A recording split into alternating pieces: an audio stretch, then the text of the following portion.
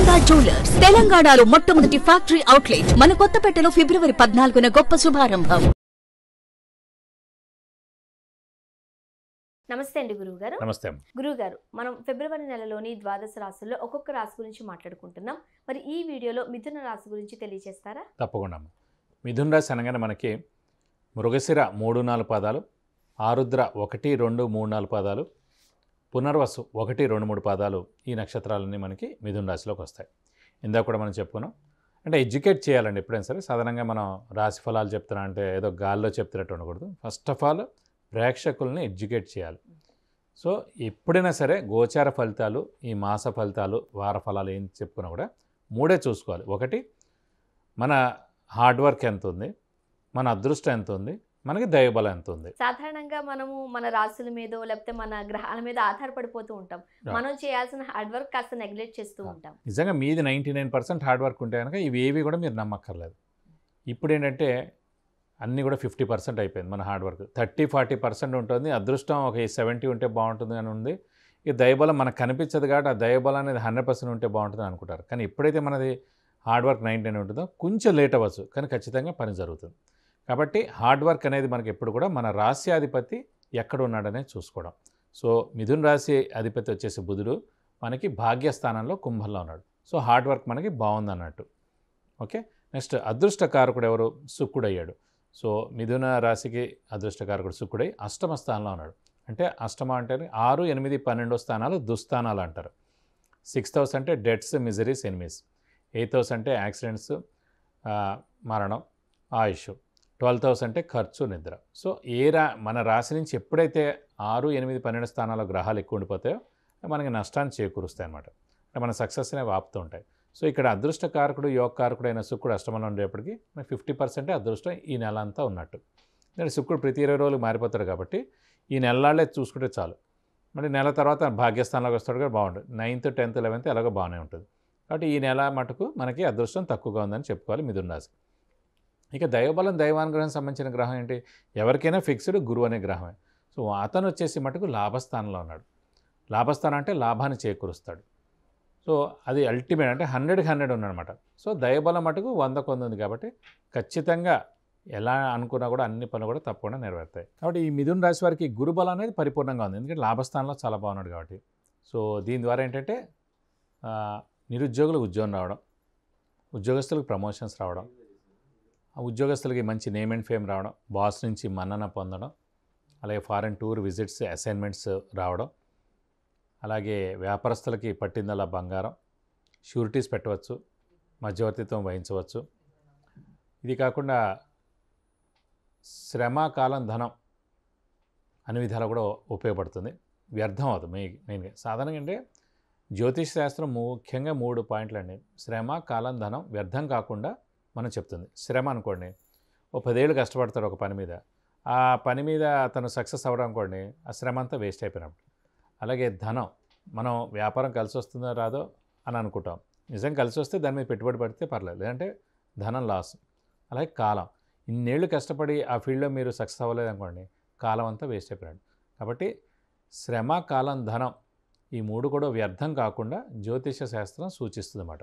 నిజంగా ఆ ఫీల్డ్లో వెళ్తే బాగుంటుంది లేదా, అందులో పెట్టుబడి పెడితే బాగానే ఉంటుంది లేదా, ఎదర మీ జీవితం ఎలా ఉండబోతుంది, ఇవన్నీ కాకుండా పరిహారాలు ఏం పాటిస్తే బాగుంటుంది, ఇవన్నీ చెప్పడానికి సాధారణంగా జ్యోతిషం మనకి ఉపకరిస్తుంది.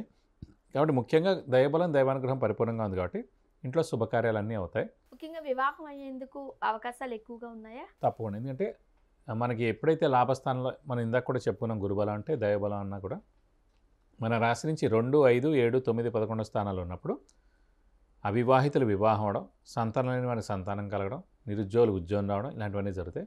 సో ముఖ్యంగా వివాహం గురించి అడిగారు కాబట్టి ఖచ్చితంగా అవివాహితుల వివాహం అవుతుంది. అది కూడా కొంచెం గట్టిగా మానవ ప్రయత్నం మటుకు ఏప్రిల్ లోపల గట్టిగా చేయాలి. ఎందుకంటే మే, జూన్ 2 కూడా మనకి మూఢాలు ఉన్నాయి. మళ్ళీ జూలై 7 నుంచే స్టార్ట్ మంచి రోజులు. కాబట్టి మే వెళ్ళిపోయినట్టు, జూను వెళ్ళిపోయినట్టు. సో ఏప్రిల్ 22వ తారీఖు దాకే ఈ మిథున రాశి వారికి గురుబలం ఉందన్నమాట.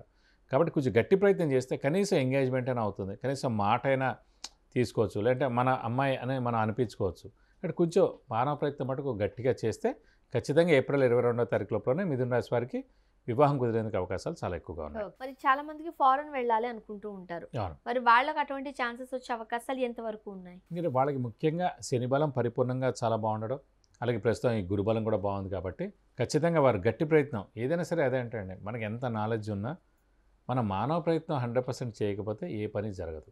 ఇవన్నీ కాకుండా ముఖ్యంగా ఇంకొకటి ఏంటంటే ప్రేక్షకులు కూడా ముఖ్యంగా సుమన్ టీవీ ప్రేక్షకులకి చెప్పేది ఏంటంటే ఇది కలికాలం ముఖ్యంగా.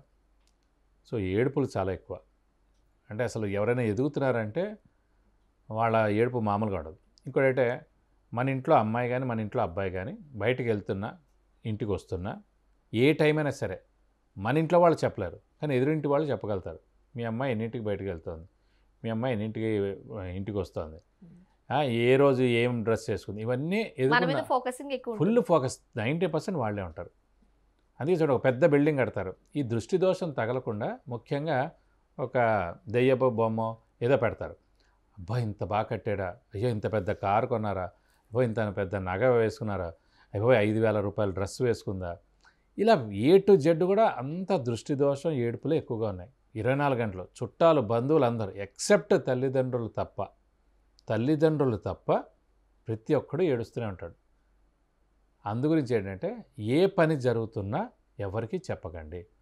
ఇప్పుడు మీరు అన్నట్టు ఫారెన్ ట్రావెల్, ఫారెన్ గురించి అడిగారు. అన్ని పనులు అయిపోయినాయండి, వీసా కూడా వచ్చేనివ్వండి.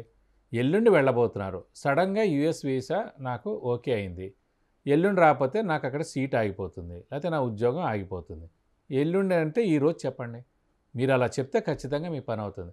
అంతేగాని ముందే అసలు అప్లై చేయకముందే నేను అప్లై చేసేస్తాను, మా ఆఫీస్ వాళ్ళు పంపించేస్తారు, నాకు ఆల్రెడీ అక్కడ ఆ యూనివర్సిటీలో మంచి సీట్ వచ్చేసింది, ఇవన్నీ మీరు ముందుగా చెప్తే ఎప్పటికీ జీవితంలో ఈ పనులు అవ్వవు. కొంతమంది గొప్ప కోసం ఎక్కువ చెప్పేసుకుంటూ అందుకే వాళ్ళు అక్కడే ఉండిపోతారుగా, వాళ్ళు అక్కడే ఉండిపోతారు.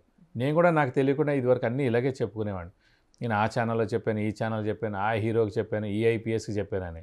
అదంతా జస్ట్ అక్కడ దాకా ఉంది, ఆగిపోయింది అంతే. అది ఎప్పుడైతే చెప్పడం మానేసానో అన్ని పనులు జరుగుతూ వచ్చాయి. కాబట్టి ప్రేక్షక మహాశయులకు ఒకటే ఒక విజ్ఞప్తి, మనం ముఖ్యంగా హార్డ్ వర్క్తో పాటు మనం చేసే పని ఎవ్వరికీ తెలియకూడదు, మూడో కంటి వాడికి తెలియకూడదు. పని అయిన తర్వాత చెప్పండి. అనుకోకుండా జరిగింది, రాదనుకున్నాను జరిగింది, ఎల్లుండి వెళ్ళబోతుంటే ఈరోజు చెప్పండి. వివాహం కుదిరిన తర్వాత ఎల్లుండి 3-4 రోజుల్లో ఎంగేజ్మెంట్ ఉంటేనే మీరు మీ బంధువులకు వెళ్ళి చెప్పండి. వాళ్ళు ఏడిస్తే ఏడిచారు, అప్పుడు తర్వాత విషయం.